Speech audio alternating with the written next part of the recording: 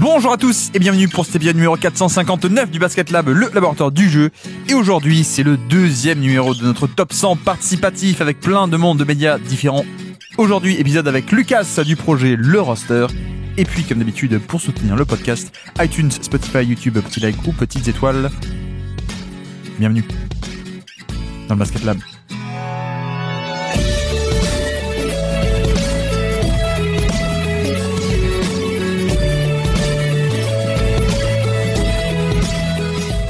Et donc, on se retrouve aujourd'hui pour le deuxième numéro de notre top 100, la syllabe si, le chiffre 100 en chiffre romain, évidemment, tout le monde avait ce jeu de mots.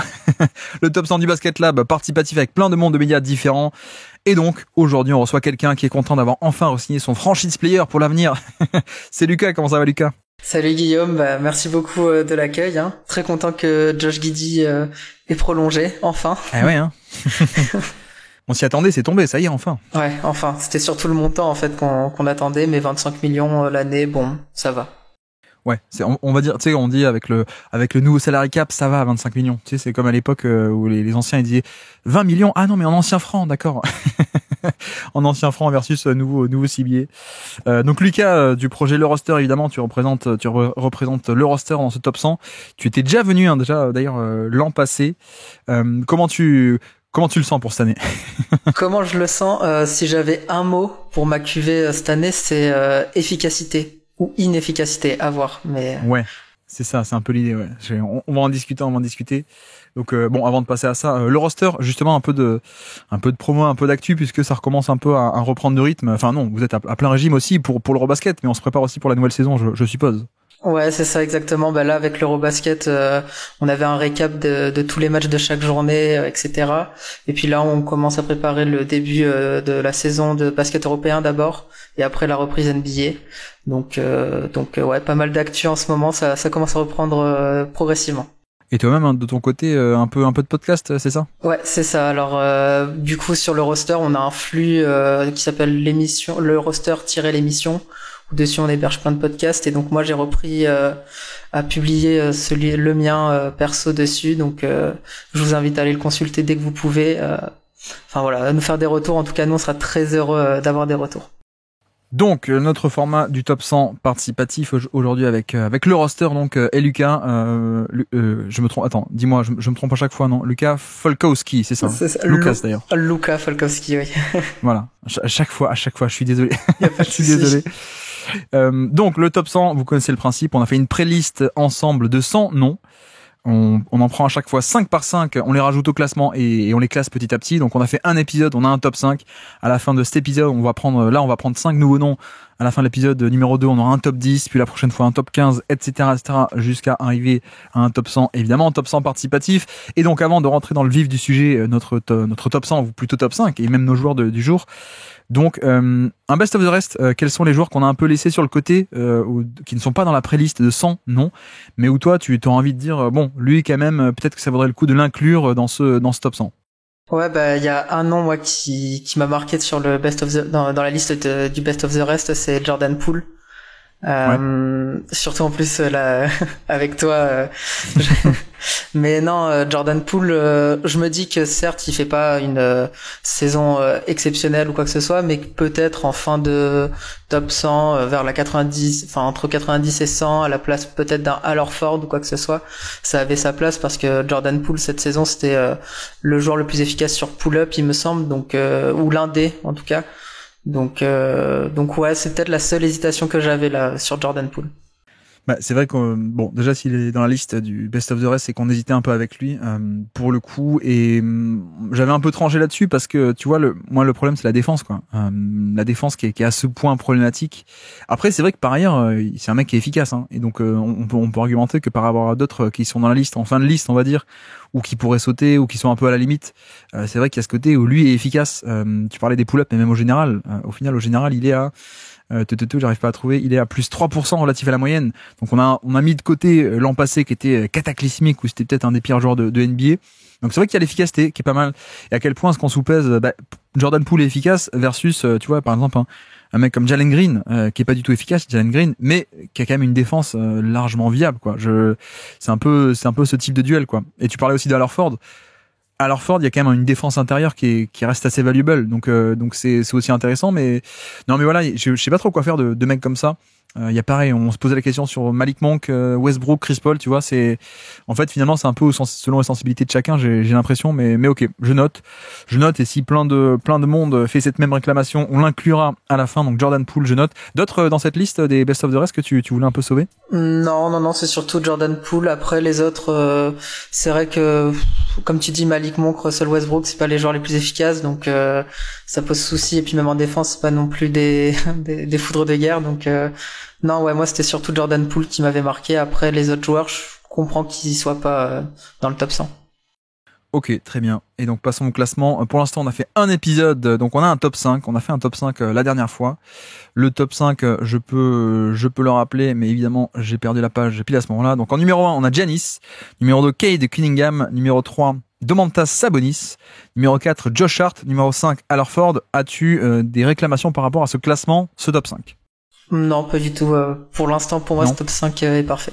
Très bien, et donc je peux annoncer la cuvée du jour. Aujourd'hui, on va traiter les cas de Jalen Brunson, de PJ Washington, de Andrew Nembhard, de Paolo Banchero et de Jaden McDaniels. Question habituelle avant qu'on les traite un par un. Quel est un peu ton premier jet? Comment est-ce que toi tu les classerais, ces 5 entre eux? Et après on va les insérer au classement, mais ces 5 là entre eux, comment est-ce que tu les classerais? Sur les 5 là, je pense que j'aurais Jalen Brunson en 1 et Paolo Banchero en 2. Après c'est plus derrière les 3 autres où je suis un peu partagé.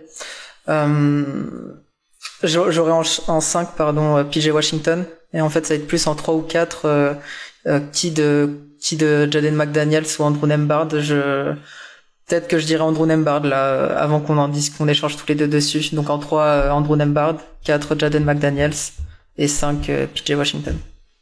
Ok, je t'avoue que j'avais le même. J'avais un peu le même. Brunson en 1, Banchero en 2, de manière assez évidente, avec aussi un petit écart comme tu dis ensuite.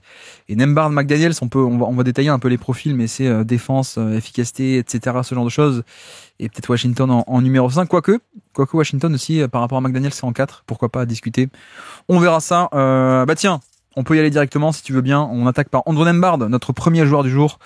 Andrew Nembhard, je te fais le topo avant de te lancer. Donc Andrew Nembhard, 29 minutes par match cette saison, 65 matchs cette saison également de régulière, bien entendu, il y a les playoffs en plus, 10 points par match en régulière, 5 assists par match. En termes d'usage, à peine 16% d'usage, c'est pas des tonnes de volume de responsabilité. 95 de true shooting plus, donc 95 pour la 100, moins 5% d'efficacité relatif à la moyenne. Et justement, je peux te lancer. Le problème de Nembhard, c'est que il y a ses stats de régulière, et après il y a l'explosion de playoff qui certes est un peu un peu étonnante, mais qui est là aussi, quoi. Donc comment est-ce qu'on juge un peu la saison de Nembhard? Ouais, c'est ça, t'as raison. C'est vrai que ça fait 2 années de suite qu'il nous fait le coup où il y a une progression assez importante en playoff. Ouais. Et du coup, moi, je me suis amusé. Enfin, on le voit sur les pourcentages à 3 points.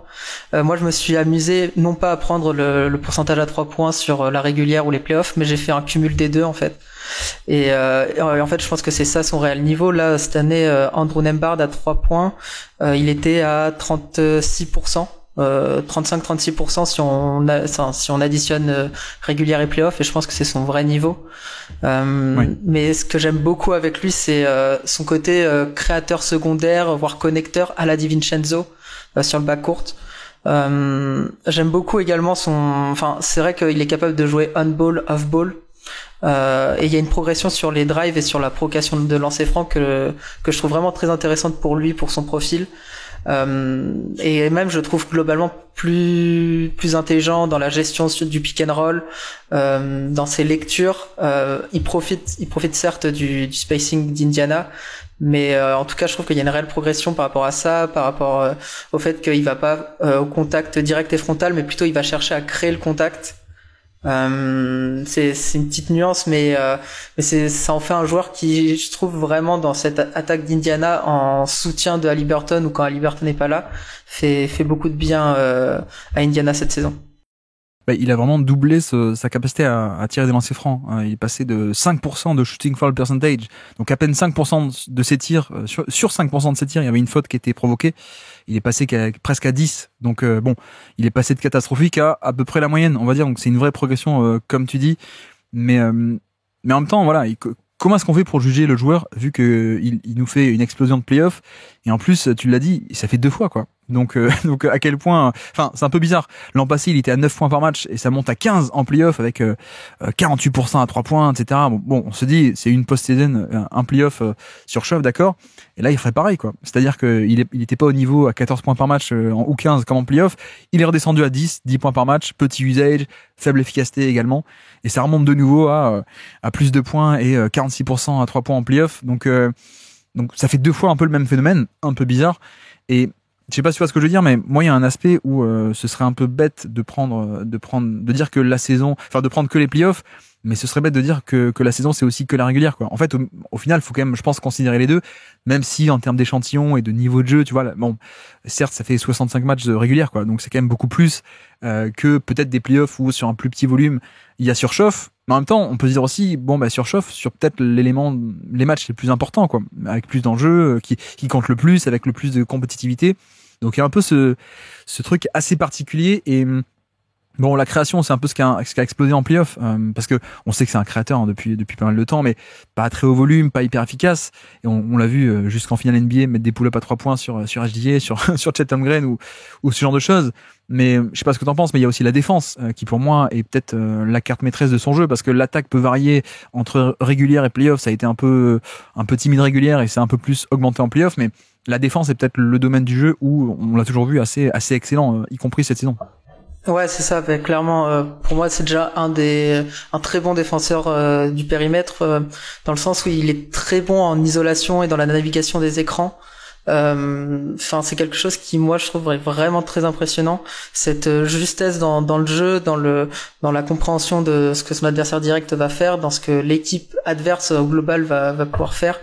Enfin, c'est quelqu'un qui est très bon en fait sur la défense du point d'attaque, et même certes il est peut-être un peu plus limité sur switch en raison de sa taille, mais enfin honnêtement il apporte tellement sur le point d'attaque que enfin pour moi ça compense assez largement ça. Donc c'est clairement un très très bon défenseur, et puis je trouve il est parfait justement aux côtés de Haliburton.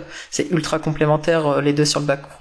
Comment tu le mettrais un peu dans la hiérarchie des défenseur du point d'attaque, on va dire? Est-ce que pour toi il est tout en haut? Est-ce qu'on est un peu en bas? Je pense qu'il est, si on doit faire des tiers, enfin des groupes, il est peut-être groupe 2 sur la défense du point d'attaque. Mais ouais, je pense qu'il est groupe 2, il est peut-être pas encore au niveau d'un Alex Caruso ou Lugenstort ou quoi que ce soit, mais enfin il s'en rapproche en tout cas. Oui, je suis un peu d'accord que pour moi on n'est pas niveau Caruso ou Derek White, tu vois. Je dirais quand même qu'il y a un léger différentiel, mais ça fait quand même une défense on ball assez dingue. Plus, je rajoute aussi, alors, ce qui est dommage, c'est qu'il a pas des bras hyper longs, donc l'impact va être un peu plus limité que s'il avait des bras, un bonus d'envergure de bras, comme certains ont. Mais tu vois, je le trouve aussi hyper intelligent sur tout ce qui est placement off-ball, la défense du nail, donc de la tête de raquette, en faisant des stunts, en dézonant pour boucher l'espace, etc. Les schémas aussi des Pacers se reposent beaucoup là-dessus. Pour protéger la raquette, c'est pas que on attend que les mecs aillent sur Miles Turner au panier. Non, on essaie de boucher un peu la tête de raquette, et lui il fait très bien partie de ça. Donc navigation d'écran, le jeu on-ball, la défense on-ball, les stunts off-ball, etc., etc. Le playmaking défensif également, il est quand même pas mal aussi. Il a plutôt des bonnes mains. Mais tu vois, par rapport à ça, moi encore une fois, l'attaque, je sais pas trop comment juger, parce que il te met depuis 2 ans, il met 48% de ses 3 points en playoff. J'ai quand même l'impression, moi, que dans le jeu, on va dire, de régulière, de 3 saisons de régulière, je vais pas dire non shooter, mais parfois on n'en est pas loin non plus, quoi. Et en tout cas, on a encore quelqu'un qui, parfois en régulière, est traité comme un non shooter par certaines défenses, qui parfois n'hésitent même pas à mettre le pivot défensif sur Nembhard en disant vas-y, abandonne-le et viens rôder autour du panier, donc le rôle de libéro défensif, de safety, de roamer. Et tu vois, ça arrive encore. C'est arrivé encore en 2025, ce genre de phénomène. Donc la création handball est cool, elle est sympa, mais pas plus que ça. Mais presque, moi, ce qui me plairait et ce qui pourrait le faire propulser dans une catégorie supérieure, c'est mais si t'avais aussi une valeur off-ball, quoi, de défenseur au point d'attaque, ok, mais aussi catch and shoot et respectabilité à 3 points, que je trouve qu'il a pas encore totalement. Mais est-ce que de l'autre côté, il y a aussi les pull-ups à 3 points de playoff, donc comment se dépatouiller avec tout ça, quoi. Ouais, c'est ça. Et puis ce qui est impressionnant, enfin, ce qui me choque, c'est le fait qu'en régulière, sur pull-up à 3 points, il est catastrophique. Enfin, j'ai plus les chiffres en tête, j'ai oublié de les noter. Ouais. mais enfin je crois que ça, on est autour des 30%, voire même un peu moins. Et quand on est en playoff, mais ça grimpe d'un coup. Enfin, donc je pense que ça, ouais, effectivement, le côté pull-up pour son jeu, s'il veut, enfin même 3 points global, s'il veut vraiment passer un step, il est obligé. Mais j'avais vu une stat, c'était sur Drive. La progression sur Drive, moi, c'est quelque chose qui, quand j'ai regardé les stats là, m'a vraiment marqué. On le voit durant les matchs qu'il est meilleur. Mais là, parmi les joueurs à minimum 8 drives par match la saison dernière, il était 27e sur 86 à l'efficacité, donc en points par action sur drive. Donc 69e centile, on va dire, c'est peut-être plus facile à s'en rendre compte. Plus fort que 70% des drivers réguliers. Ouais, c'est ça. Et en fait, moi, je trouve que ça, c'est un premier step qu'il a passé. Et le deuxième, pour moi, là, effectivement, ça va être le shoot. S'il arrive à avoir ça, là, on peut vraiment avoir un très très bon joueur sur le bas court. Bah, faut dire aussi que par rapport au drive, il y a quand même du toucher chez lui. Il y a un bon toucher. Bah, tu vois notamment, tu regardes un peu le pull-up à 2 points, il a toujours à peu près eu quoi. J'ai plus, je crois que j'avais noté, mais voilà, c'est ça. 50% sur les longs tirs à 2 points l'an passé, 46% cette année. Bon, c'est pas des échantillons énormes, mais ça commence petit à petit à faire. Grosso modo, il est au-dessus de la moyenne, voire même largement au-dessus de la moyenne sur les longs tirs à 2 points. Donc tu fais un drop avec l'intérieur qui reste un peu bas, il peut punir avec ce long 2. Mais ce que je veux dire aussi, c'est que en général, tout est un peu corrélé. Tu sais, la question de toucher de balle, si t'as eu touché, tu vas être bon sur layup, tu vas être bon sur flotteur, tu vas être bon sur jump shot, parce que c'est littéralement le doigté, la précision. Donc, en ce sens, tu vois, c'est un peu choquant ce différentiel sur les pull-ups à 3 points, mais tu te dis aussi, bon, c'est qu'un mec qui non seulement a du toucher, on le voit sur drive, et qui en plus a un historique de shooter de au moins long tir à 2 points. Donc, c'est juste qu'en playoff, ça rend plus ce côté la plus grande portée de tir. Mais ouais, non, mais le profil est hyper intéressant. Après, à quel point aussi est-ce que il y a pas aussi un peu de limitation en termes de scoring, où tu vois, c'est pas pour rien qu'il fait aussi beaucoup de passes et qu'il est aussi assez orienté passing distribution. C'est très sympathique, hein. Mais l'explosion offensive n'est peut-être pas encore arrivée en régulière. Mais d'ailleurs, je sais pas ce que t'en penses, mais ça pourrait aussi faire un très bon candidat MIP 2026 avec plus de ballons sans Liberton. Ah, ça c'est quelque chose que j'avais en tête effectivement. Je voulais pas trop en parler, mais oui, effectivement. Pour moi, c'est un des candidats au MIP parce que effectivement, le fait qu'il n'y ait pas Liberton, en plus le flow offensif de Indiana fait que il va pouvoir gonfler ses stats bruts. Et je pense que c'est vraiment ce type de joueur là qui même en cas de hausse de son volume peut garder son efficacité actuelle, mais je pense même elle pourrait progresser s'il arrive à confirmer ce qu'on a pu voir en playoff ces 2 dernières saisons. Ouais, effectivement. Juste pour dire, niveau des pick and roll, il en faisait 3 par match cette saison. En tout cas, il terminait 3 possessions par match sur pick and roll par un shoot, son propre tir. 0,95 points par possession. On est, c'est pas mal, c'est pas la folie non plus, quoi. Donc ouais, je pense que ça peut être à terme un créateur très très cool, 2e, 3e option d'équipe, on va dire. Mais que faire de cet écart? Bah d'ailleurs, on peut faire la transition. Où est-ce qu'on le met dans le classement et comment est-ce qu'on juge alors cet aspect de 65 matchs de régulière qui sont cool mais pas plus, et puis une vingtaine de playoffs où c'est la folie, quoi. Comment est-ce que tu juges ça? Comment est-ce qu'on pondère tout ça et où est-ce qu'on le met dans le classement alors? Je pense que dans le classement, je le mettrais entre Domantas Sabonis et Josh Hart. Ouais, donc Sabonis 3e et Josh Hart 4e, et ensuite Al Horford 5e pour l'instant. C'est ça. Donc au-dessus de Josh Hart alors. Je pense que ouais. Parce que je pense que quand on prend au global toute la saison de Andrew Nembhard, il y a peut-être moins de compromis des 2 côtés du terrain qu'avec Josh Hart. Moins de grande force aussi, mais moins de compromis. Voilà, c'est ça. Oui, effectivement. Oui, ça peut s'entendre. Ce qu'on disait aussi la dernière fois, c'est que on disait que Sabonis était 3e et Josh Hart 4e avec un écart qui était conséquent, qu'on ne voyait pas encore dans le classement, mais je pense que ouais, c'est un peu cette idée. Non, mais ça me va de le mettre par là, très bien. Donc on est d'accord. Et donc pour finir, petit quiz. Est-ce que tu avais oublié qu'il y avait des petits quiz à la fin? Non. Tu n'as pas oublié, tu t'es pas pris par surprise. Nous sommes le 7 juin 2025. C'est un kické sur le terrain. Il faut que tu me dises les joueurs sur le terrain en ce 7 juin 2025. Le match 1 des finales NBA. Et tout le monde connaît le tir d'Haliburton. Mais avant ça, il y a un énorme tir à 3 points de Nembhard pour entamer, pour presque finir le comeback. Kické sur le terrain au moment de ce pull-up à 3 points de Andrew Nembhard. Ouais, alors côté Indiana, Andrew Nembhard, Tyrese Haliburton, Ouais, Aaron Naismith. tout à fait. Pascal Siakam. Oui. Et je sais pas s'il est là sur la fin de match. Obi Toppin. Exactement, c'est Obi Toppin, c'est pas Turner, tout à fait, ouais. Et de l'autre côté, tu te souviens sur qui il le met, le pull-up à 3 points sur ce match-là? Non, je l'ai plus en tête là tout de suite. Mais allez, on va. Alors côté OKC, bon, SGA. C'est sur SGA, tout à fait, le pull-up à 3 points. Chet. Non, Chet est pas là. Ok. Alex Caruso. Caruso, ouais, effectivement, c'est Caruso qui joue un peu small ball 5, on va dire. Line-up très très petit. Ok. Mince. Les trous alors que c'est l'effectif de OKC. Kayson Wallace. Wallace, tout à fait.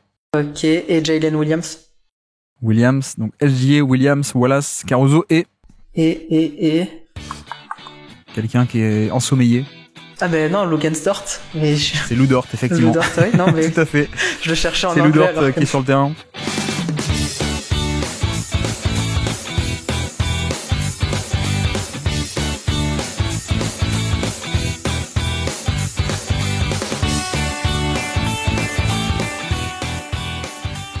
Bref, enchaînons avec notre deuxième joueur du jour, si tu veux bien. On peut aller sur McDaniels, Jaden McDaniels. Donc je te fais le topo. Jaden McDaniels des Timberwolves, 32 minutes par match, 82 matchs cette saison, 12 points par match et quasiment 6 rebonds aussi par match en moyenne. En termes d'usage, 16% aussi, donc c'est pas tant que ça, un volume de responsabilité, tu vois. Également, moins 3% d'efficacité relatif à la moyenne, donc grosso modo à peu près au niveau de la moyenne NBA pour le coup. Et c'est vrai que pour te lancer, on a juste une saison qui est pas notable en termes d'explosion offensive, mais toujours à peu près le même joueur d'élite en défense. Ouais, c'est toujours le même joueur d'élite, un vrai playmaker défensif. Il fait partie du casting des joueurs qui sont à minimum 1,5% de steal percentage et block percentage.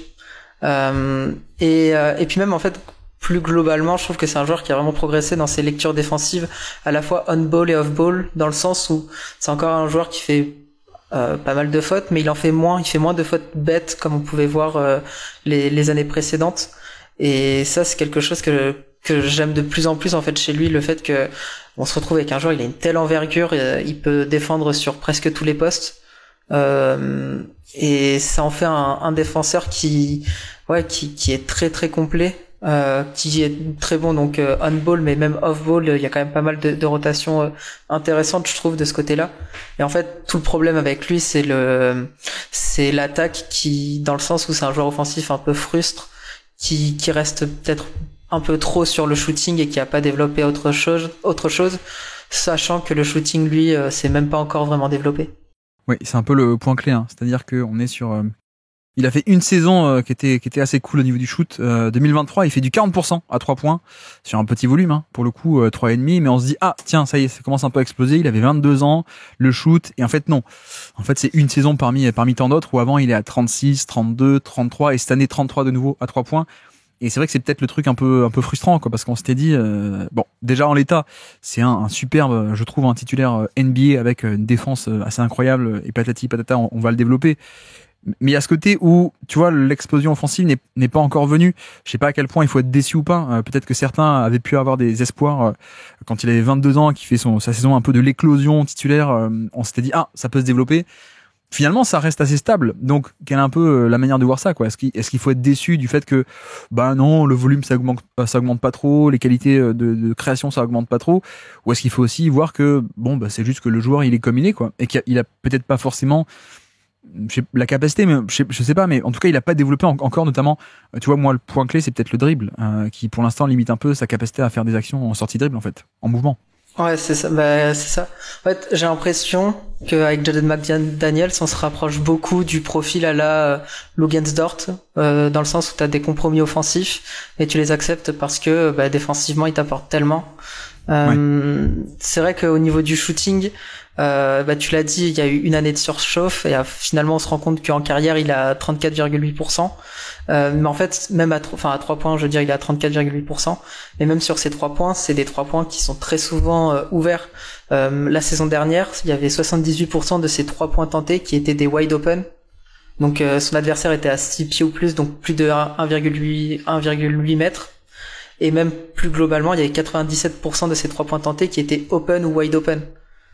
Enfin, c'est un traitement à la Lugenstort dans le sens où le défenseur de Jaden McDaniels, ben on le voit, soit c'est un intérieur qui vient roamer, ou soit même c'est dans les schémas des équipes adverses, c'est ben, le défenseur de McDaniels qui vient aider dans la raquette et on accepte que McDaniels prenne des tirs ou attaque les close-out parce que ben, le fait qu'il ait pas développé ce handle fait qu'il peut même pas vraiment finir au cercle ou ben, exploiter les décalages ou quoi que ce soit. Donc ça c'est vrai que c'est peut-être un peu frustrant, mais comme tu dis, c'est le joueur il est comme il est et peut-être que jamais il se développera comme un joueur offensif, même à la Anunoby ou quoi que ce soit, mais ben, c'est comme ça, c'est Après, tu vois, même par rapport à Lou Dort, je trouve que Lou Dort, ça fait quand même 2-3 ans qu'il sort des saisons à 40% ou pas loin. Alors, c'est pas encore un niveau Stephen Curry, Lou Dort, mais au moins il l'aimait, quoi. Tu vois, ouais. McDaniels, comme tu dis, c'est peut-être un des mecs qui subit un peu le plus l'explosion de cette stratégie du libéro défensif,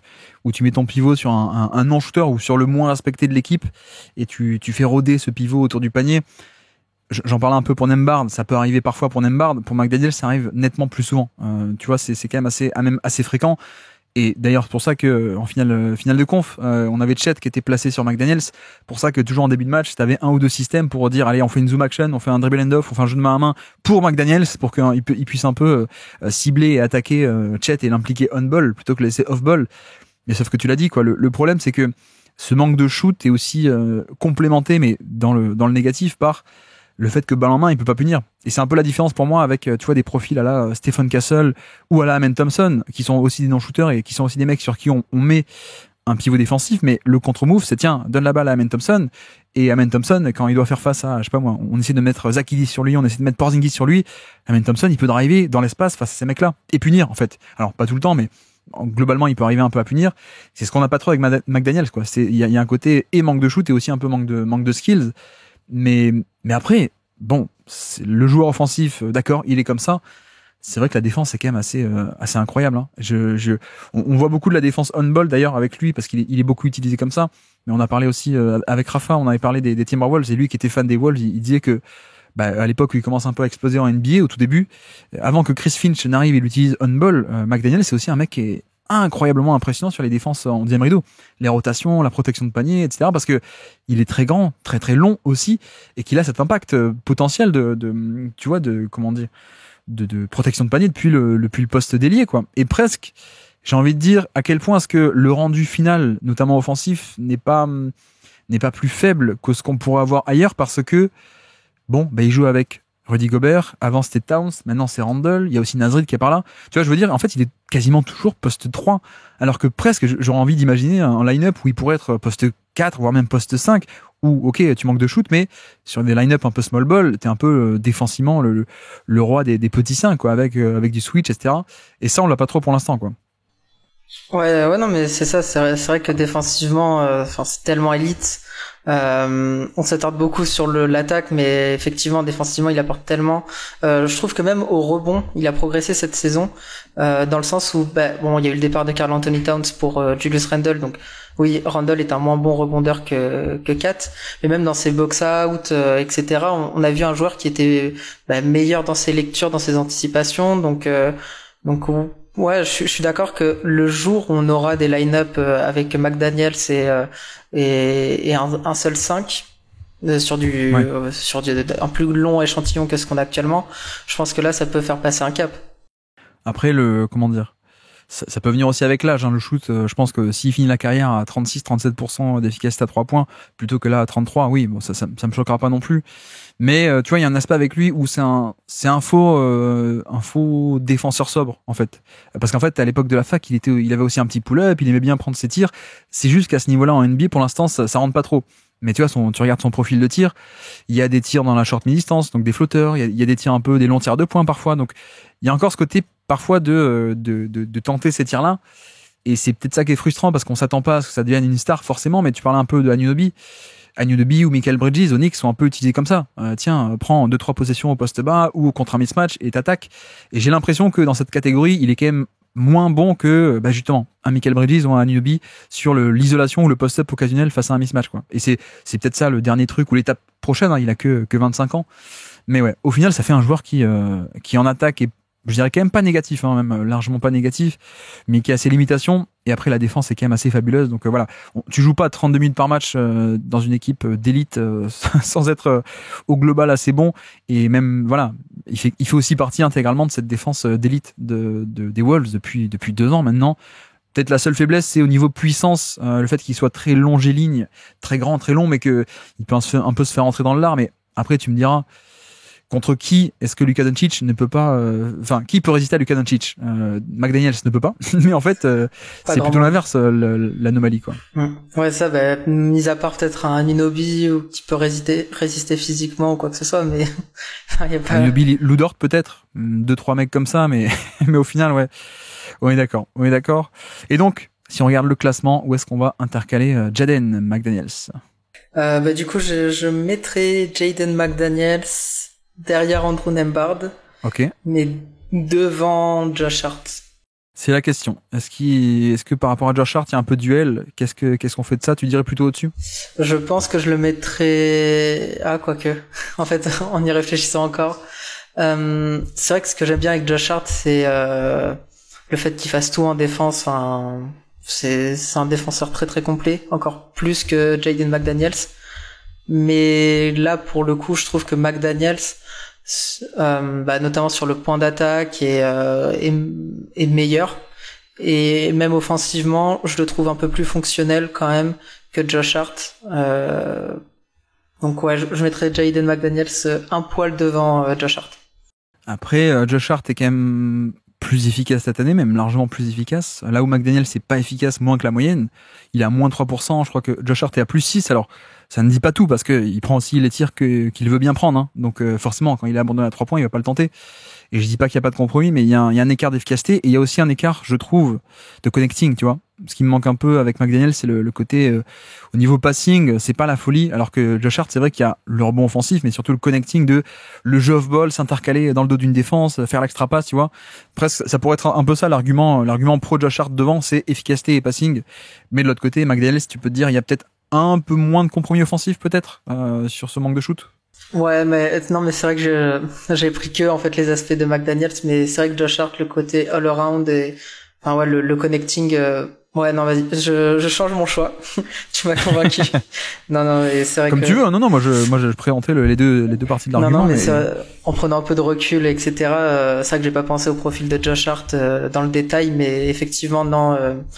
Il y a peut-être moins de compromis offensifs avec McDaniels, mais Josh Hart est peut-être plus complet et ouais, je mettrais quand même Josh Hart un poil devant McDaniels du coup. Bon, on est à peu près sur le même groupe, hein, oui. Je pense au final, mais ok. Bon, mettons-le là. Alors Josh Hart, puis McDaniels, puis Al Horford pour l'instant. Et donc petit quiz pour finir. Qui est sur le terrain pour ses actions marquantes de la saison? Pour McDaniels, nous sommes le 17 novembre 2024. Peut-être tu t'en souviens. Un poster dunk sur Mason Plumlee contre Phoenix, ça te parle ou pas du tout?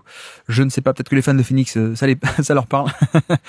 Qui est sur le terrain? Est-ce que tu peux me citer qui est sur le terrain? On montre ce poster dunk phénoménal de McDaniels sur Mason Plumlee. Ok, côté Minnesota, donc McDaniels, Anthony Edwards. Ouais. Mike Conley. Mike Conley, oui, tout à fait. Rudy Gobert. Gobert est là, ouais. Exactement. Et Julius Randle. Tout à fait, classique. Ok, classique. Côté Phoenix, donc Mason Plumlee. Ouais. Devin Booker. Oui. Bradley Beal. Bradley Beal n'est pas sur le terrain, non. Okay. Devin Booker, Kevin Durant. Durant n'est pas sur le terrain non plus. Et là on touche au bel effectif de Phoenix. Grayson Allen. Grayson Allen est là, ouais, exactement. Ok. Il n'y a pas Shaq, mais il y a. Il n'y a pas. Ah mais oui, c'est l'ancien de Utah.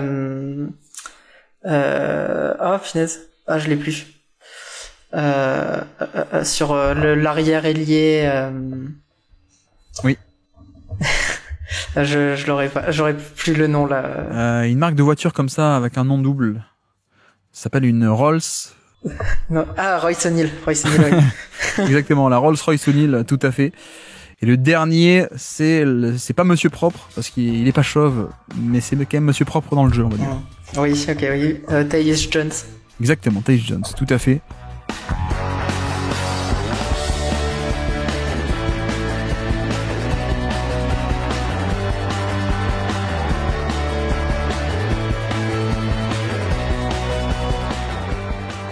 Donc on avance, tiens, passons à PJ Washington, si tu veux bien, notre troisième joueur du jour. Washington, je te fais le topo, 32 minutes par match à Dallas, 57 matchs à peine, un peu blessé notamment cette saison, 14,5 points par match, presque 15, presque 8 rebonds également par match, 20% d'usage, un peu plus que d'habitude en termes de volume d'utilisation et moins 4% relatif à la moyenne, donc un peu en dessous de la moyenne en termes d'efficacité. Bon, un peu comme tout le monde à Dallas, j'ai envie de dire, compliqué de juger un peu la saison vu le cataclysme et le désastre qui arrive en février. Ouais, c'est ça, que, clairement, saison particulière à Dallas et donc saison particulière de PJ Washington. Il y a un point que vous aviez abordé durant le bilan des Mavericks, c'est le fait que on a vu une évolution dans le jeu de PJ Washington qui était un peu plus dans la création individuelle. Où il est passé de 85% de paniers assistés à 64% cette saison. Et ça, en fait, on le remarque même en termes de volume de drive, où c'est un joueur qui a beaucoup plus créé pour lui, qui a beaucoup plus drivé. Il est passé de 4,5 à 7 drives par match, mais on reste sur un niveau d'efficacité similaire à ce qu'il faisait avant. Et le problème, c'est que avant c'était inefficace, et donc là c'est inefficace mais à plus haut volume. Donc parmi les joueurs à minimum 7 drives par match cette saison, il est 96e sur 104, donc 8e centile, ce qui est pas bon, voilà, tout simplement. C'est pas top, ouais. Ouais, et en fait ce qui me pose problème sur cette velléité offensive, cette volonté d'être un peu plus dans de la création individuelle, c'est que c'est pas un joueur qui a un super toucher. Je pense qu'il est meilleur en fait quand il est utilisé en bout de chaîne en finisseur, mais quand il est pour de la création pour lui, c'est peut-être pas là où il est le meilleur parce qu'il a pas forcément le handle et les finitions au cercle ou même le pull-up pour. Mais le problème c'est que déjà la saison dernière, alors c'était que la saison dernière, mais il avait été inefficace en bout de chaîne. Là cette année, ce qui pose problème c'est sa création individuelle. Donc en attaque en tout cas, il y a du bon et du moins bon. Mais voilà. Je pense quand même je trouve un peu dur parce qu'il est un peu plus efficace qu'avant. Avant, il était parfois largement inefficace, hein. Et des fois, l'an dernier, il fait du moins 10% relatif à la moyenne, tu vois, quand il arrive à Dallas. Mais même avant, il peut faire du moins 7%, etc. Là, on est entre guillemets à peine à moins 4. On est d'accord, c'est pas encore efficace, mais c'est quand même un peu mieux. Mais, non, mais je pense qu'il y a un aspect aussi tactique avec ça. Je pense pas que Dallas se soit dit tiens, il y a un mec de 27 ans, on va d'un coup essayer de le développer. Voilà, c'était un prospect à l'époque, mais c'était un prospect en 2019, hein, donc au bout d'un moment tu es qui tu es. Je pense pas que Dallas se soit dit d'un coup tiens, et si on filait plein de ballons de création et qu'on le transformait à 26 27 ans. Je pense qu'il y a aussi un côté spacing et manque de spacing peut-être ou pas parfait, et donc plus on va lui donner la balle, plus on va faire jouer off-ball des Irving, des Doncic, et plus aussi tu vois on peut un peu développer ça, plus l'aspect intéressant avec lui de mismatch, vu qu'il est grand mais il est aussi mobile. T'as un peu ce côté où face à des bigs un peu plus gros, il peut les jouer en mobilité en face au jeu, et face à des gros un peu plus, ou face à des plus petits, il peut aller au post-up. Donc je pense qu'il y a un peu de trucs à gratter là-dessous, et je pense que c'est pour ça qu'ils y sont allés, à mon avis. Mais c'est vrai que l'efficacité est pas encore là, alors que tu vois, paradoxalement, il fait une plutôt bonne saison au shoot. Il fait du 38% à 3 points cette année, ce qui est en fait très bon. 38% sur 4 par match. Après, on est un peu au-dessus de son vrai niveau, qui est plutôt autour des 34-35, quoi, pour le coup. Et ça se voit pas trop en efficacité générale parce que l'an passé, il mettait rien de ses 3 points, mais il était pas mal à 2 points. Donc voilà. Et cette année, c'est l'inverse. Il est très efficace à 3 points, mais les 2 points ont beaucoup baissé. Mais parce que tu l'as dit aussi, il crée aussi beaucoup plus par lui-même. Donc forcément, il y a un peu plus de déchets. Mais c'est un peu voilà l'évolution centrale du jeu, c'est à quel rôle on lui donne. Et ce côté où voilà, il était à 86, 87, 85% de paniers assistés et boum, ça baisse à 60, 64 quoi. Donc il y a ces velléités de création, je pense qu'elles sont multiples pour Dallas, elles ont été multiples cette saison pour libérer d'autres joueurs off-ball, pour essayer d'attaquer tel ou tel mismatch via PJ Washington. Mais c'est vrai que le résultat n'a pas été génial sur cette première année. Après, est-ce qu'on va continuer l'an prochain, vu qu'il y a un Davis et vu qu'il va y avoir LeBron, etc. Je ne sais pas. Non, mais je suis pas sûr que dans l'équipe de l'an prochain, on force autant en tant que création, quoi. Mais ça fait un profil de joueur, et encore là, on parle que de l'attaque, où l'attaque est, on l'a pas encore dit, mais le passing. Je trouve que le passing est aussi très cool chez lui. Et c'est aussi pour ça que c'est dommage que ça soit pas un meilleur finisseur, parce que utiliser un poseur d'écran pour Luka Doncic ou pour d'autres, ça pourrait un peu déverrouiller son propre passing. La passe par-dessus qui vient vers Washington, qui peut ensuite prendre d'excellentes décisions en mouvement. Ça, on l'a pas trop vu, malheureusement.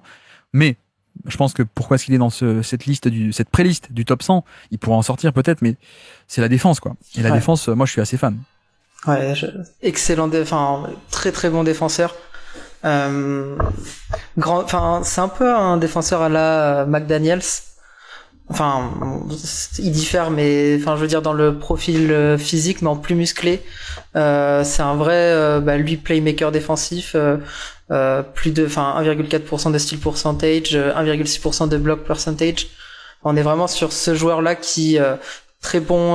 Moi, j'aime beaucoup ses rotations off-ball. Sur comment il vient en aide au bon moment, comment il change. Enfin, il y a une vraie intelligence de jeu défensivement, je trouve, chez lui. Et puis on ball, il a un haut du corps très très musclé, enfin très physique du haut du corps, ce qui lui permet de résister face aux ailiers un peu plus physiques et qui en font de lui en fait un défenseur assez qui peut défendre pas mal de positions, parce que même le footwork défensif sur ça, je le trouve plutôt intéressant. Bah, il a pas du tout l'impact de protection de panier d'un vrai pivot, je pense pas, mais c'est pas ça, c'est pas la force de son profil, c'est-à-dire que c'est plutôt l'aspect de très costaud, mais tout en étant mobile, qui offre une flexibilité de line-up assez cool, quoi. C'est-à-dire qu'il peut aussi parfois être poste 5, small ball. T'auras pas une protection de panier de haut niveau, mais t'auras au moins un line-up un peu petit, assez solide, niveau rebond, niveau etc. Plus polyvalence, tu l'as dit, switchabilité, le mot est moche, mais vous avez compris, polyvalence défensive de switch. On peut le dire comme ça parce que ça coulisse assez bien, tout en étant assez costaud pour résister aussi en post-up. Donc c'est un peu cette dualité qu'on retrouve pas partout. D'ailleurs, qu'on retrouve pas du tout chez McDaniels. Tu vois, McDaniels, tu lui dis joue poste 4, poste 5. On a évoqué l'idée tout à l'heure, mais tu lui dis essaie de résister à Randall justement au poste bas. C'est compliqué. Je pense que Washington, il peut. Donc il y a la valeur un peu structurelle d'offrir plein de possibilités de line-up différents. Et en plus, moi j'aime beaucoup l'activité off-ball, non pas la verticalité de protection de panier au panier, mais plutôt l'occupation de l'espace. Et on l'a bien vu, alors cette année on l'a vu aussi, ils font en début de saison qui est quand même très très cool jusqu'à la blessure de Doncic, mais je pense que beaucoup de monde a aussi des images, des souvenirs de 2024, les playoffs. On voit bien que pourquoi est-ce que Dallas arrive à quadriller aussi bien le terrain, notamment en tête de raquette, les stunts, parce que t'as un mec comme Washington qui est très mobile pour sa taille, mais avec des bras immenses, une taille assez grande aussi. Et donc vraiment, tu sais, le côté je me mets en tête de raquette dans le gap où je fais un stunt, enfin l'occupation d'espace est immense, donc ça aide aussi. Et moi c'est presque plus sur ce plan horizontal que j'aime sa défense off ball, plus que tiens il va aller faire une rotation au panier verticale, etc. Ça il peut le faire, mais c'est pas la folie. Alors que sur le plan horizontal, je le trouve encore mieux, quoi. Donc il y a un peu deux aspects pour moi. S'il y a ça, ce truc horizontal d'occupation de l'espace, et l'autre côté, on l'a dit, on l'a aussi développé, la dualité puissance et mobilité. On peut un peu le résumer comme ça, et clairement c'est un profil assez rare, je trouve, en NBA. Donc si à terme il pouvait mettre multiplier les saisons à 38% à 3 points, c'est vrai qu'on serait pas loin d'un joueur parfait, quoi, une espèce de 3&D mais du poste intérieur, quoi. Ouais, puis ça m'intéresserait d'avoir ton avis, parce que là il me semble qu'il a été prolongé récemment. Oui. Bon, s'il a été prolongé à cette date-là, c'est qu'il y a une raison, c'est qu'il pourra se faire trader normalement durant la saison NBA, si je dis pas de bêtises. Juste avant la deadline, je crois que c'est ça, ouais. Sinon tu peux pas être échangé pendant tant de mois, etc. Donc ouais, effectivement. Mais après, tu vois, il a pas eu l'extension à la Gafford où il pouvait se faire échanger direct. Ouais. Non plus. Est-ce que pour toi ça veut dire que ça peut être un des gros poissons de la deadline ou quoi que ce soit? Alors c'est une bonne question. Je pense qu'il faudra voir un peu la saison des Mavs, notamment en termes de création offensive. Bon, je blague souvent sur LeBron. En vrai, je pense que c'est pas qu'une blague. Je pense que c'est une réelle possibilité. Tu vois, on parle de Davis, c'est cool, mais c'est pas un créateur chapeau 1 pour moi. Irving, il va revenir de blessure, on sait pas trop quand. Il y a peut-être moyen que s'il y a un énorme coup à faire, peut-être que oui, tu empiles le contrat de Klay Thompson, Gafford et Washington. Oui, tu peux aller chercher un 50 millions, hein. Wink wink. Peut-être LeBron, mais peut-être d'autres aussi. Et si en effet il vient sur le marché, c'est vrai qu'il y a quand même pas mal d'équipes où ça pourrait être très cool de l'avoir, quoi. Parce que tu vois, on parle de beaucoup de Gafford avec Doncic. Oui, la verticalité, le alley-oop, etc. Finalement, Washington, c'est pas tant ça son apport. Et même l'an passé, c'était pas tant que ça son apport. C'était pas trop le 3 points, même si, ok, ici il y a des mauvais souvenirs. C'était pas tant que ça la finition aérienne. C'est plutôt un profil de défense, plus passing de connecteur et un peu de création, mais pas des tonnes, quoi. Donc, mais ouais, je sais pas à qui tu penses, hein, comme équipe potentiellement de contender, mais il y a certaines équipes bien placées qui avoir cet ajout-là, poste 4 de défenseur polyvalent solide, ouais, ça pourrait être très cool, quoi. Ouais, pour moi, n'importe quel contender va s'intéresser à son profil. Enfin, ouais. Mais ouais, comme t'as dit, en fait, le profil est tellement bon, intéressant que c'est ultra complémentaire à une star établie, enfin une star offensive. Donc tu vois, je réfléchis, les Knicks, ils feraient pas tâche. Hein. Ouais, tu me diras, Thibodeau est parti, donc on sait pas quel schéma ils vont pratiquer, mais sur les schémas hyper agressifs de Thibodeau à l'époque, jusqu'à l'an passé, c'était parfait. Je pense que tu le mets aussi aux Pacers, c'est pareil, un peu le rôle à la Siakam, etc. Non, mais ouais, il peut être cool partout. Après, il y a quand même la limite du shoot. Et le quid du shoot, d'ailleurs, je m'excuse, j'ai même pas pensé à Cooper Flag. Tu vois, j'ai parlé de création offensive à Dallas, mais c'est vrai qu'il y a Cooper Flag aussi, je suis pas encore habitué. Mais non, mais je trouve que la question est intéressante parce que, justement, il y a Cooper Flag qui a pas exactement, mais quand même beaucoup ce même profil, le même poste, et qui a beaucoup plus de potentiel, etc. Donc, peut-être que Dallas, comme tu dis, l'a prolongé pour mieux l'échanger plus tard, parce qu'au final, va-t-il jouer autant, va-t-il jouer beaucoup, vu que Cooper Flag est aussi un peu sur le même poste et va prendre ses minutes, tu vois.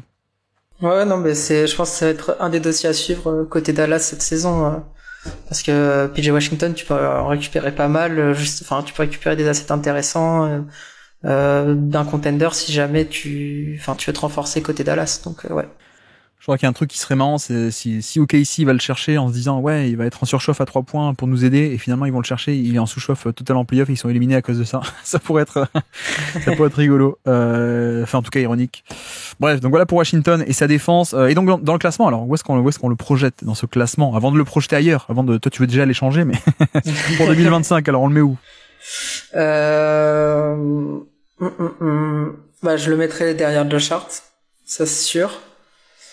Après c'est le duel avec McDaniels du coup, de base, donc j'avais McDaniels devant, donc tu vois, en parlant, moi aussi j'avais McDaniels devant, mais en parlant je me dis ouais, peut-être il y a un peu duel quoi, peut-être un peu duel.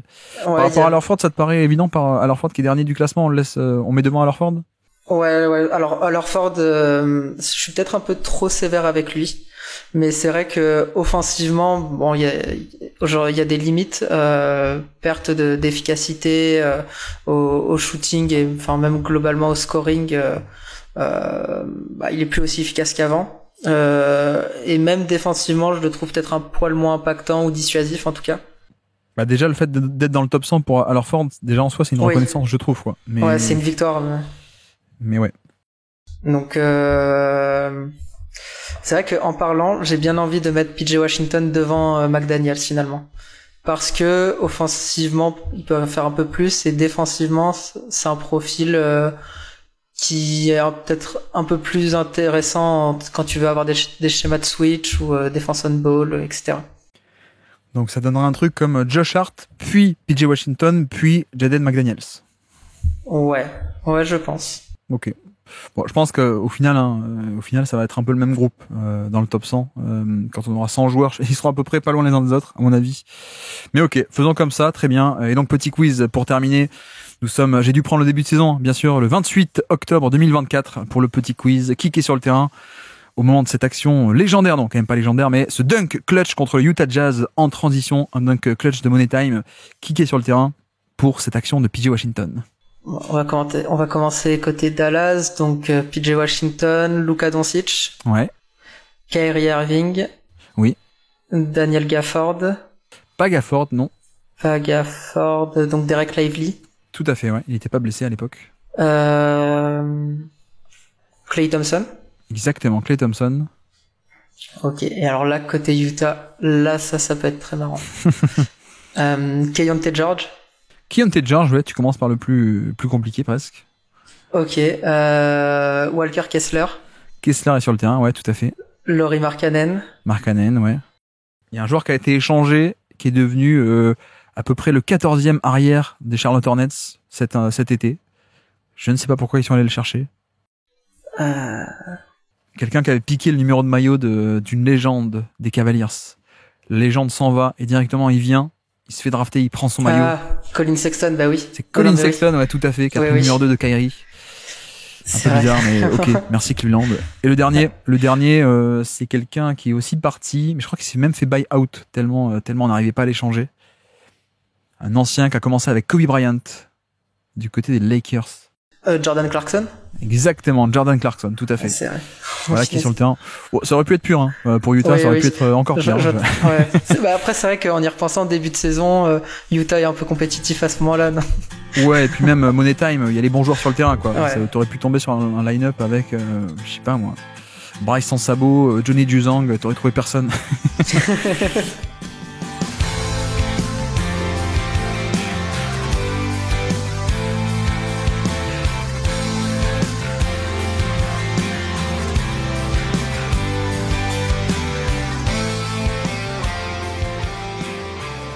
Allons sur Paolo Banchero pour la suite. Paolo Banchero, je te fais le topo, 34 minutes par match pour Banchero, 46 matchs. On va en discuter justement. Quasiment 26 points par match en moyenne, 7 rebonds et demi, quasiment 5 passes par match également pour Paolo, plus de 33% d'usage, donc un volume de responsabilité énorme d'utilisation. Moins 4% d'efficacité relatif à la moyenne, donc 96 de true shooting plus, 96 pour les A100, moins 4%.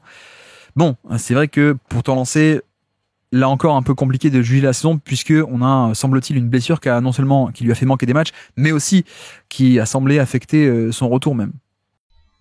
Ouais, bah c'est vrai que la blessure fait que la saison est tronquée parce qu'il se blesse assez rapidement de mémoire. 5 matchs, je crois. Ouais, ça, au bout de 5 matchs, il se blesse et puis quand il revient, c'est Wagner qui part. Enfin, on n'a jamais eu vraiment ce Orlando Magic à 100%, etc. Et mais de ce qu'on a vu de Paolo Banchero, j'ai plutôt bien aimé. Alors petit warning, mais de base je suis pas fan du profil théorique de Paolo Banchero, enfin du profil théorique de ce qu'on voyait depuis qu'il est en NBA. Et je trouve que il y a une petite progression qui se fait de plus en plus en termes de compréhension du jeu, de ses choix finalement.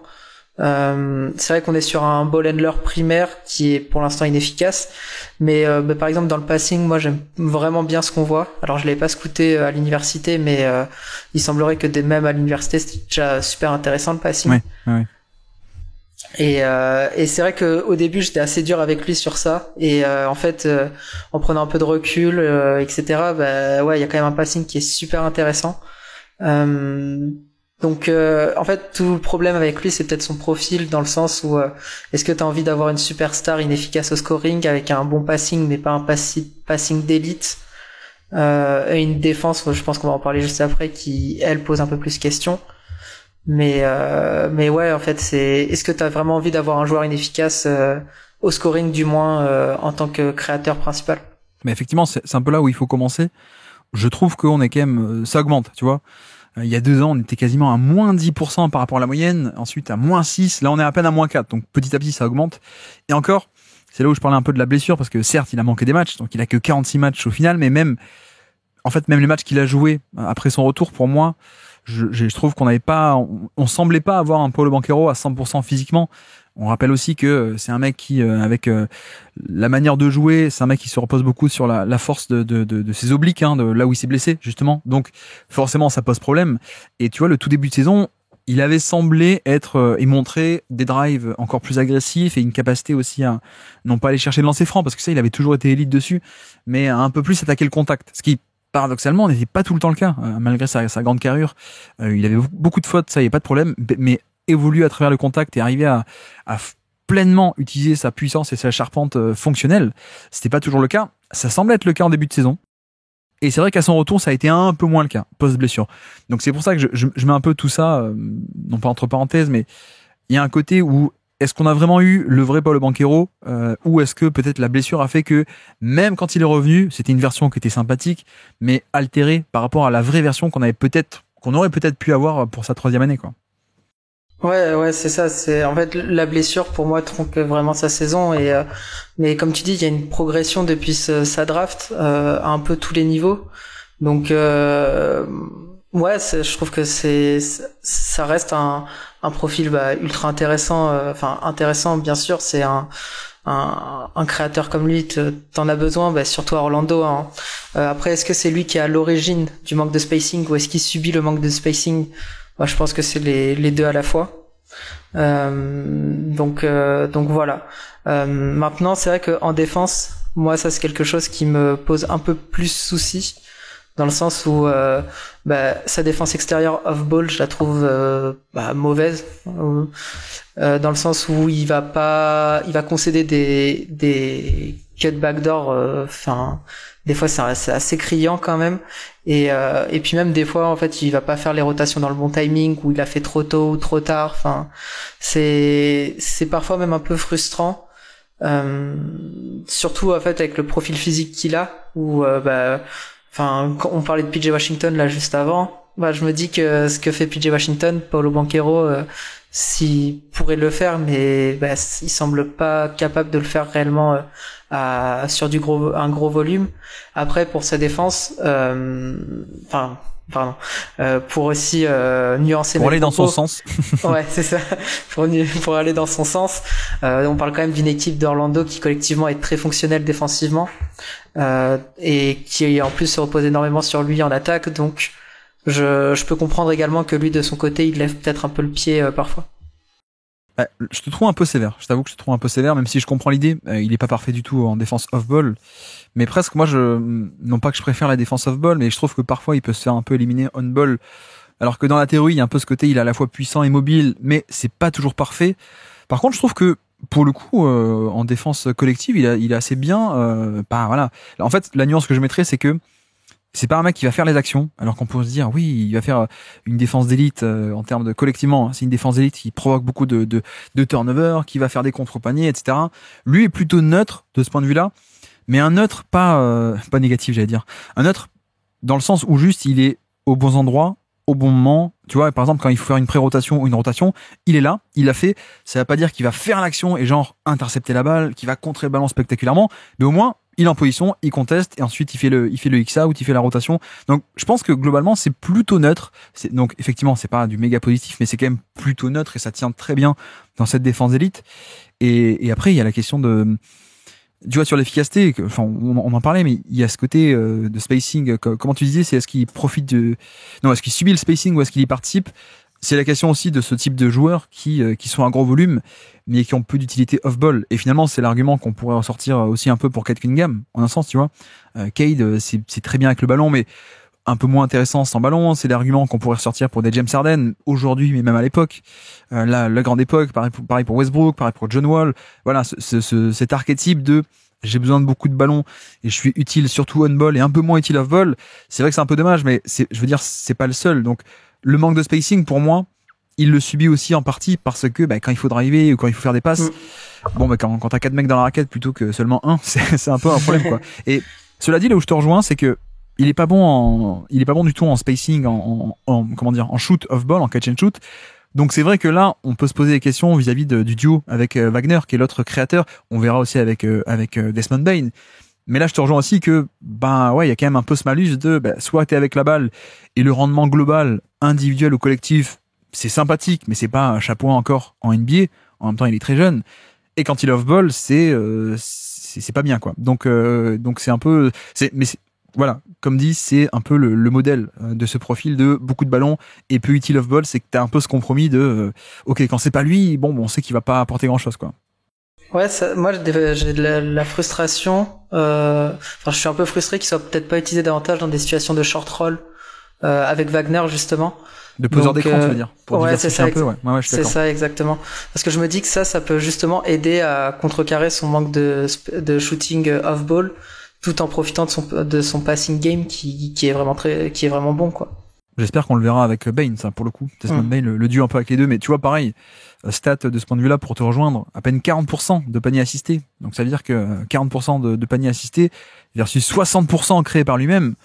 D'habitude, avec des bigs, parce que ça reste un porteur de balle, mais aussi un mec un peu plus grand, on peut aller chercher, même parmi les stars, les 50, 55, 60% de paniers assistés. Lui, il est que à 40. Je crois que tu prends un Jokic, il doit être parfois autour des 50, 55, etc. Parce que même un Jokic, qui est le meilleur créateur on-ball, de par son poste et sa position de pivot, parfois il est en posteur d'écran, donc il va rouler au panier, avoir un flotteur facile, il va rouler au panier, avoir il va avoir un pick and pop quand il roule dans le périmètre, il peut avoir un lay-up au panier, catch and finish, etc. Et ça, c'est vrai que ça manque un peu. Et la question, c'est est-ce que c'est de sa faute ou est-ce que c'est le coaching? Est-ce que c'est lui qui a vraiment non, je veux surtout pas être utilisé comme ça? Ou est-ce que c'est aussi peut-être l'attaque des Orlando qui manque un peu parfois de créativité? Et on parlait de l'efficacité, mais à quel point, tu vois, ça pourrait débloquer le passing, mais aussi des points faciles en fait. À quel point juste Banchero utilisé 10 fois par match en poseur d'écran plutôt que une fois par match. À quel point tu vas pas aussi un peu booster le résultat général, et plutôt qu'être à moins 4% relatif à la moyenne, d'un coup, en utilisant juste le fait que il est grand, il peut rouler au panier, tu vas pas monter à plus 3, plus 4, plus 5 quoi. Rien que sur la seule utilisation, sans même parler des progrès qui peuvent arriver, mais sur la simple utilisation, on pourrait aussi avoir un rendement un peu différent, je trouve quoi. Ouais, non, mais clairement c'est en fait s'il veut perdurer, perdurer c'est pas le bon terme, mais être un des visages du Orlando Magic, il va falloir passer par une évolution un peu de son jeu ou de son rôle en tout cas, parce que en tant que créateur primaire ou quoi que ce soit, on a vu en fait les limites, et il semble difficile à l'heure actuelle de se dire bon voilà, on va être, ça va être le visage de l'équipe à proprement parler, ça va être notre go-to guy absolu. T'as un certain plafond, donc ouais, je te rejoins clairement sur ce point-là. Peut-être aussi de meilleurs partenaires de pick and roll. Je crois qu'on en parlait avec Fred dans le bilan de Magic, mais tu vois, il y a un côté où moi je suis très très fan de son passing, mais bon, lui parfois il l'utilise pas assez, hein. Il préfère prendre des pull-ups, c'est un peu dommage. Mais il y a aussi le fait que il a aucune menace de pick and pop, il a aucune menace de pick and roll, donc au final le passing, à quel point est-ce qu'il pourrait pas aussi être un peu boosté par ça quoi, meilleure contextualisation, etc. On parle, tu vois, du spacing, mais ne serait-ce que sur les partenaires aussi de poseurs d'écran, ça peut être cool, mais bref, on verra. D'ailleurs, on verra l'an prochain si est-ce que un des poseurs d'écran, ça pourrait pas être Desmond Bane, tu vois, ça pourrait être cool aussi ce duo avec un petit qui pose l'écran et qui va au pick and pop, ça pourrait être intéressant. Ou dans l'autre sens, Desmond Bane à la baguette et justement un peu Banchero en poseur d'écran. Mais voilà, moi je suis très fan du passing, mais il est encore un peu inexploité, pardon. Et je me dis, je suis pas le plus grand fan de son scoring, mais à quel point est-ce que la saison qu'on a eue n'est pas un peu altérée à cause des blessures? Je pense que c'est possible, et que peut-être que le vrai Banchero, avec plein de mois de rémission et de comment dire, éducation, etc., peut-être sera meilleur l'an prochain. Mais bref, on verra. Et donc dans le classement, vu que nous on classe un peu le de facto, ok, il a été blessé, mais on juge ce qui a été, malheureusement pour lui. Où est-ce qu'on le projette alors là-dedans? Je le mettrais entre Cade Cunningham et Domantas Sabonis, je pense. Donc on a Giannis 1, Cade numéro 2, Sabonis 3 pour l'instant. Donc tu le mettrais entre Cade et Sabonis. Ah bah tu vois, vu ta description, je pensais que tu irais plus bas encore. Non, c'est vrai que mais alors, je suis peut-être un peu dur avec Banchero. C'est vrai que de base, je voyais une forme de Julius Randle, mais en moins bon. Et bon, il me fait mentir, donc je suis très content qu'il me fasse mentir.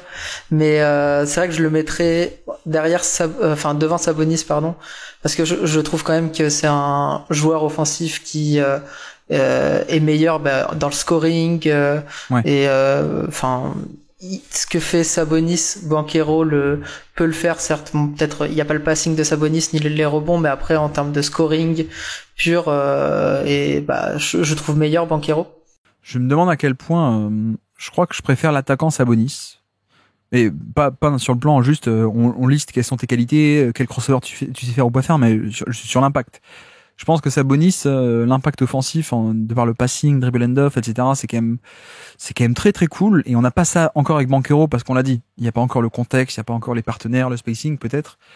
Mais je te rejoins que peut-être que le compromis défensif vient un peu tirer vers le bas le cas Sabonis, et que du coup le résultat final, attaque et défense, peut-être que Banchero apporte beaucoup moins de compromis, donc beaucoup moins de malus, et donc peut-être qu'au global il est au-dessus. On peut réfléchir comme ça aussi au final. Ouais, moi c'est tu m'as devancé, mais c'est sûr quoi. Enfin, c'est là où j'allais mais c'est vrai que en fait pour moi il est quand même derrière Cade Cunningham. Enfin, il y a c'est plus un tiers Sabonis Banchero ensemble que Banchero Cunningham par exemple. Par rapport à Cade, c'est vrai que Cade a les clés de l'attaque, et lui le contexte est un peu plus autour de lui, plus la défense, ouais. Donc mais tu vois, Banchero à la place de Cade à Détroit, alors pas exactement, mais dans la théorie, avec tiens, prends tous les ballons, fais tous les pick and roll, peut-être qu'on aurait eu une valeur de facto plus grande. Là on l'a pas eu quoi, on l'a pas eu, plus la blessure, ouais, ok. Mais Cade et Paolo sont assez similaires pour moi pour l'instant en termes d'évolution de carrière. Ça commence très inefficace, petit à petit ça va de plus en plus, de mieux en mieux, etc. Mais ok. Après, j'entends aussi la sensibilité de peut-être certains qui pourraient nous rétorquer que il y a le compromis défensif, mais peut-être que l'écart est plus grand que ça en attaque, et donc certains voudraient peut-être Sabonis au-dessus de Banchero, mais ok, très bien. Faisons comme ça, on verra les avis des autres petit à petit dans ce top 100 participatif et évolutif. Je l'ai pas encore dit, mais évidemment, ça évolue et ça va changer, puisque là, t'as conscience que tout ce qu'on fait va être modifié par les suivants. Ah oui, oui, bien sûr. ça marche comme ça à chaque fois. Hein. C'est toujours comme ça. Bref, non, blague à part. Petit quiz pour terminer. On se remémore les actions marquantes de l'année. Nous sommes le 28 février 2025. 28 février. C'est un poster dunk sur le pauvre Kevon Looney qui se fait postériser. Es-tu capable de me citer des joueurs sur le terrain au moment de ce poster dunk de l'ami Paolo? Ok, donc Paolo Banchero.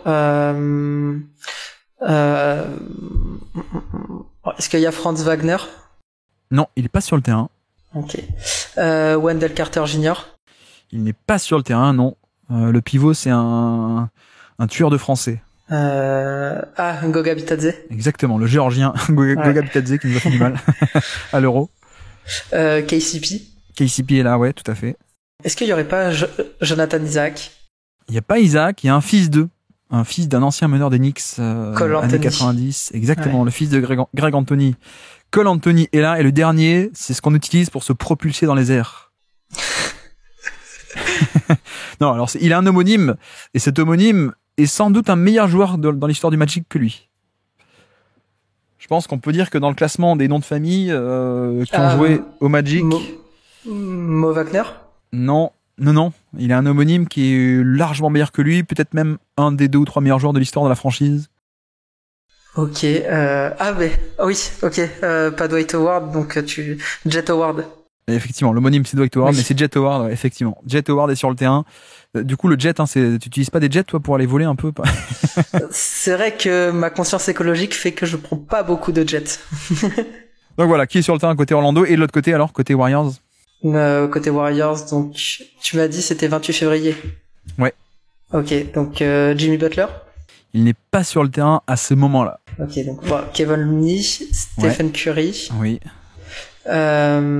Podziemski. Pas Podziemski. On a un fils d'ailleurs, là encore, un fils d'un meneur des années 90. Gary Payton 2. Exactement, Gary Payton, GP2. Ouais. Buddy Hield. Buddy est sur le terrain, oui, tout à fait. Ok. Jonathan Kuminga. Non. Le dernier, c'est un club de foot très très connu au Brésil. Au Brésil, c'est là où a joué Neymar. Exactement. Guy Santos. Oui, c'est pas FC Santos, c'est Guy Santos qui est sur le terrain, tout à fait. Le petit Guy Santos, donc voilà, qui est sur le terrain, montre ce poster dunk qu'on vous invite à aller voir.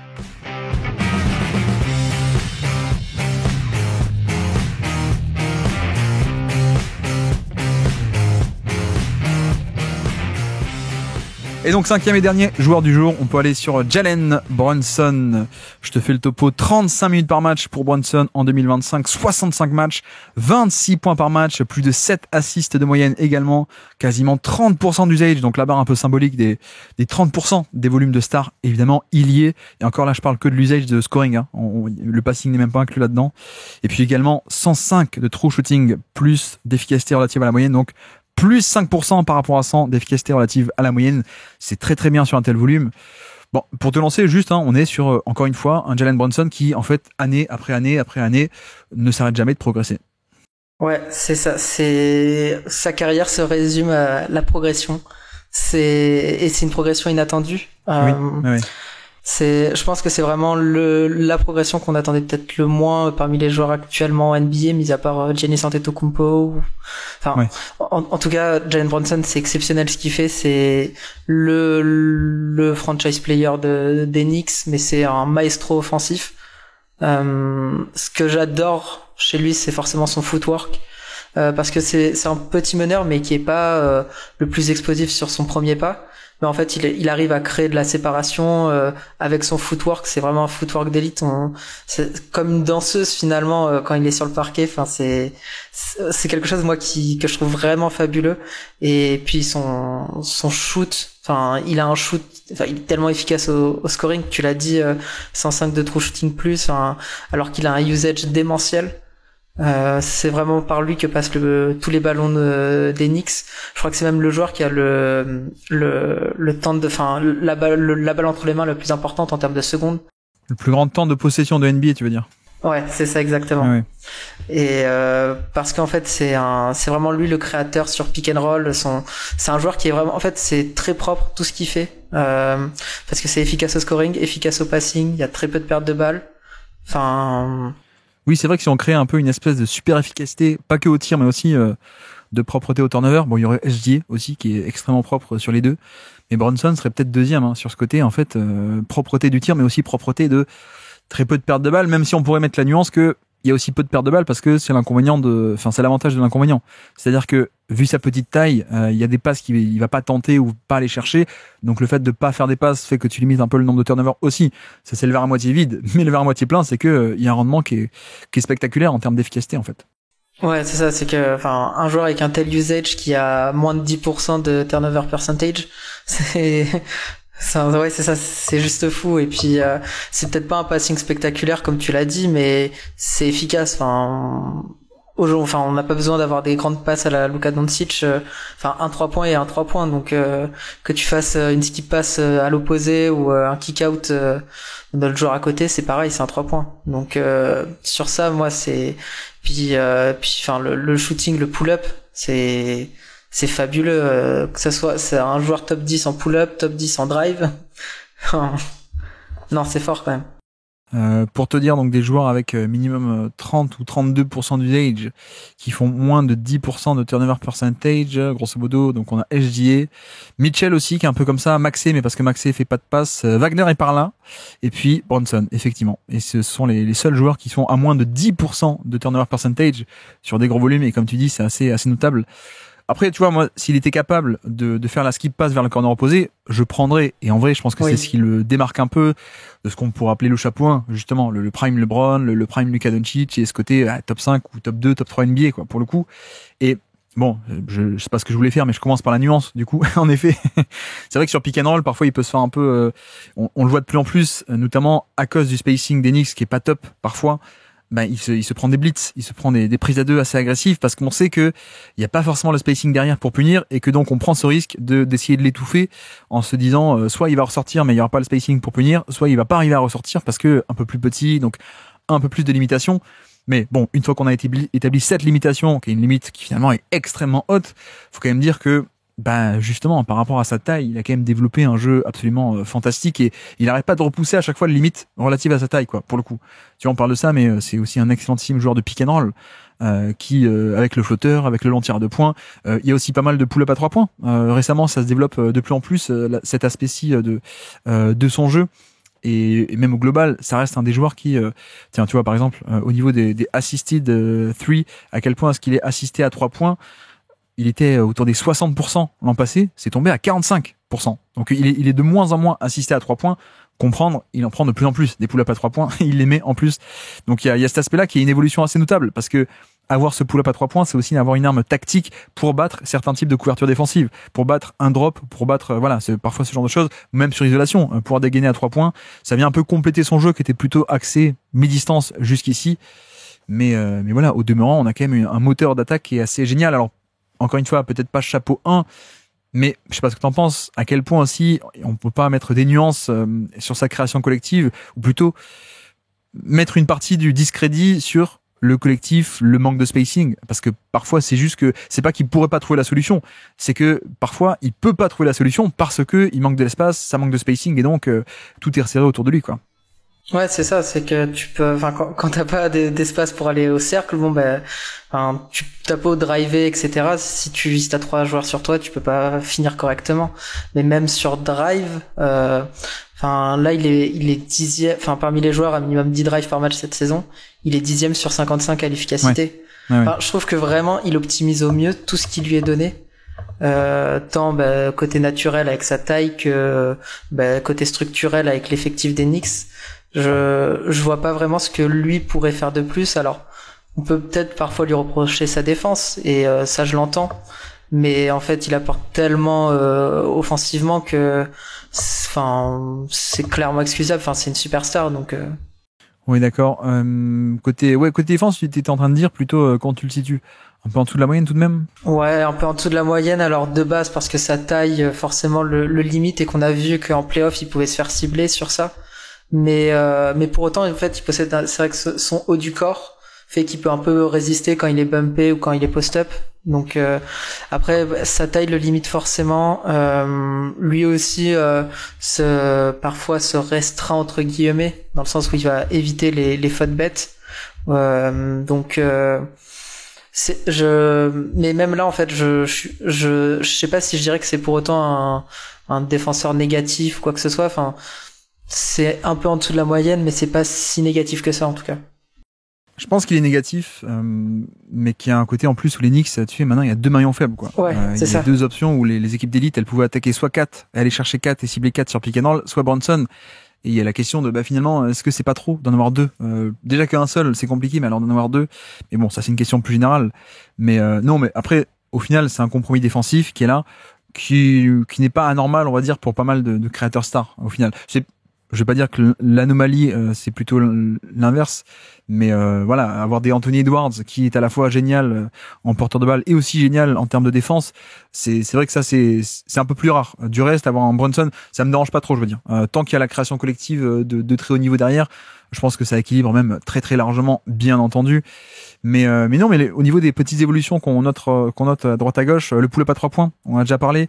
Les lancers francs, je crois que tu as un peu évoqué la question, mais il est un peu plus agressif sur les drives, ce qui fait que il est top 10 drive NBA cette saison. Mais parce que, tu vois, avant, il faisait ça toujours tout en touché à l'époque des Mavs. C'était beaucoup touché de balle, lay-up en fin de drive, mais très peu de lancers francs. Au final, cette année, le toucher est toujours là. Hein. Tu vois, 52% sur les flotteurs, ce qui est un chiffre vraiment excellentissime, 52%.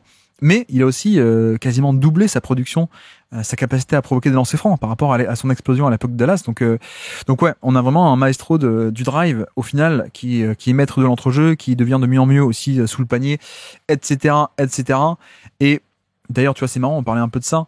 À quel point est-ce qu'on peut pas aussi être un peu frustré du manque d'utilisation peut-être en off-ball, un peu comme on disait avec Banchero, mais tu vois, Brunson, je me dis, avec cette qualité de shoot et même le simple fait de le mettre en mouvement avant d'enchaîner sur un pick and roll, c'est vrai que ça pourrait être mieux, et c'est peut-être là où on se dit aussi, il y aurait à gratter également de ce côté-ci, pardon, avec du tir en sortie d'écran ou même des zoom action pour le mettre en mouvement et le faire enchaîner, etc., etc., quoi. C'est peut-être le regret de parfois avec Thibodeau, il y a pas eu assez, quoi. Ouais, clairement, non, mais c'est peut-être le dernier step pour lui pour gagner encore plus en efficacité, et c'est justement ce mouvement off-ball.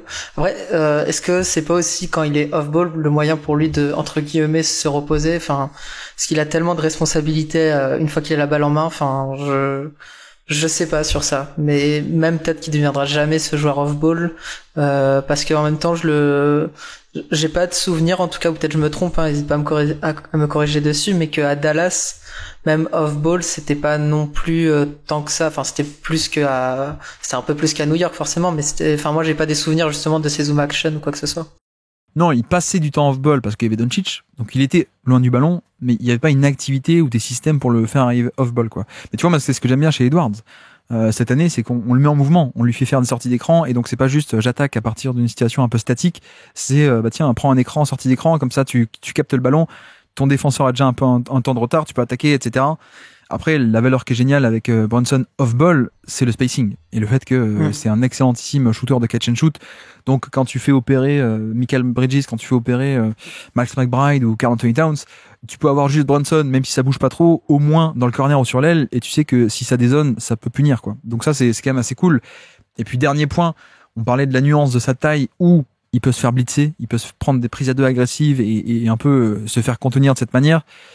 Sa taille n'affecte pas trop le scoring. Isolation, il est 87e centile en NBA, avec d'ailleurs un volume qui est assez énorme. Hein. Je crois que c'est le combien 1, 2, 3, 4, 5, 6, 7, 8. Enfin, il est top 10 au niveau des volumes d'isolation, et il est parmi les meilleurs de NBA en termes d'efficacité sur isolation. Donc voilà, la taille ok pour le passing. Mais au niveau scoring, ça va. Il se démerde pas mal pour créer de la séparation. On l'a pas dit aussi, on l'a pas explicité, mais il y a un côté dribble qui est fou chez lui, qui se développe de plus en plus. Où il était déjà très bon, hein, même à l'époque lycée, etc. C'était un créateur. Mais la capacité qu'il a à rester solide malgré les contacts, à continuer à dribbler, les petites nuances de dribble, les changements de direction, le changement de tempo, c'est quand même assez fabuleux. Et ce qui fait que, justement, avec sa taille, il y a quand même une capacité à être un joueur d'élite, presque, sur isolation, pick and roll, et ainsi de suite, quoi. Donc voilà, pour Jalen Brunson, on a fait le topo, je pense, un peu global. Et donc, au niveau du classement, où le mettons? Je pense que je vais le mettre entre Giannis et Cade Cunningham, donc entre le 1 et le 2. Je suis d'accord, un peu facilement au-dessus de Cade, on est un peu d'accord là-dessus, je pense. En fait, c'est vrai que l'efficacité fait que, c'est un monstre d'efficacité, Brunson, fait que, là où Cade, pour l'instant, c'est un de ses défauts majeurs, Brunson, c'est vraiment sa qualité principale. Ouais, et puis même, tu vois, efficacité mis à part, je trouve que le passing Cade est plus grand et de meilleure lecture et ok, mais je trouve que le dynamisme du scoring de Brunson est quand même bien meilleur, quoi. Même au-delà du résultat final, je veux dire, tu vois, le côté à quel point il arrive à créer des décalages dans une défense, etc. Là où Cade, je pense qu'il y aurait moyen d'aller encore plus haut parce que la taille, mais il faudrait un peu exploiter sa taille avec un style à la Luka Doncic qui ne l'a pas encore, mais Brunson pour l'instant en termes de création de décalage j'aime beaucoup, donc ok, assez facile, pour le coup. Le classement entre Giannis, il est pas non plus au niveau de Giannis, ça on est d'accord également. Pour l'instant on n'est pas là, mais on est devant Cade, donc ok, ça me va. Et donc avant de finir et de rappeler le classement, petit quiz pour terminer, nous sommes le 2 mai 2025, tiens justement, on est face à Cade Cunningham puisque c'est le buzzer beater du match 6 contre Détroit pour envoyer les Pistons en vacances le 2 mai 2025 qui est sur le terrain au moment de ce match 6, dernier tir de Jalen Brunson. Ok, donc côté Knicks, donc Jalen Brunson, Mikal Bridges, OG Anunoby. Ouais. Kat. Non. Pas ok, il n'y a pas Kat. Il n'y a pas Kit non plus. Kat ne joue pas. Non, Mitchell Robinson. Non plus, pas Mitchell Robinson. Ok. Precious Achiuwa. Non plus, on est tout petit. Une mariée écossaise. Dust McBride. Exactement, McBride, la mariée écossaise. Ouais, bien joué. Et le dernier. Je l'avais, là il vient de me sortir. J'allais le dire. C'est un joueur qui a beaucoup de cœur. Josh Hart. Josh Hart, ouais. Pardon pour les indices. Josh Hart, ça s'écrit pas pareil que le cœur, mais tout de même. Et l'autre côté Pistons alors? Oscar Thompson. Ouais, exactement. Cade Cunningham. Oui. Jalen Duren. Ouais. Tim Hardaway. Pas Tim Hardaway, non. Donc non. Malik Beasley. Non plus. On a l'homme à 16 points et demi, 8 sur 16 au tir. Tobias Harris. Tobias Harris, voilà. Tobias Harris, l'homme médian de NBA. Et le dernier, c'est quelqu'un qui a fait beaucoup ses valises en 2025. Ouais, Isaiah Stewart.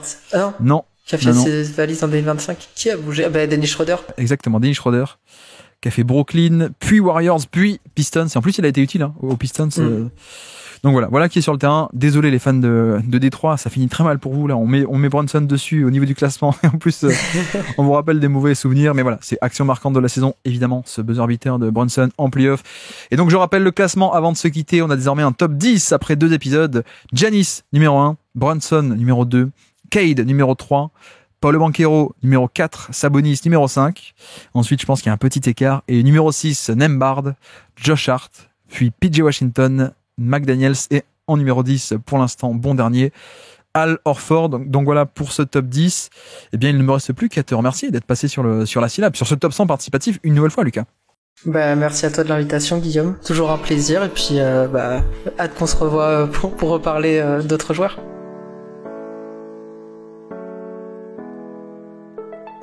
Merci à tous d'avoir suivi cet épisode, j'espère que ça vous aura plu. Et donc voilà pour déjà cet épisode numéro 2. Déjà, j'ai l'impression que c'était hier qu'on a commencé cette série, mais non, alors blague à part, évidemment tous les retours sont les bienvenus et venez un peu traîner sur le Discord si ça vous dit, parce qu'on est en train de mettre en place peut-être un système. On a notre ami Garincha sur le Discord qui met en place son site pour que les auditeurs puissent aussi faire un vote. Donc chacun peut avoir son vote, peut jour après jour faire son top 5, etc. Donc rendez-vous sur le Discord, c'est là que notamment il y aura le classement, mais aussi donc cet outil qu'on va mettre en place et j'en reparlerai si ça se concrétise pour de vrai, mais je pense que ça va être le cas. Donc voilà, cet outil qui va permettre à ce que chacun puisse voter, et puis eh bien demain, on se retrouve demain pour l'épisode numéro 3 de la Syllabe 2025. Allez tiens, je peux annoncer la QV peut-être pour demain. Demain, on va se retrouver pour discuter des cas de Kevin Durant, Jarrett Allen, Norman Powell, Donte DiVincenzo et Jaren Jackson. Et donc, sur ce, je vous remercie une nouvelle fois de nous avoir écouté jusqu'au bout. Un grand merci à Lucas d'être passé sur le Basket Lab. Et moi, je vous dis à très bientôt. Ciao.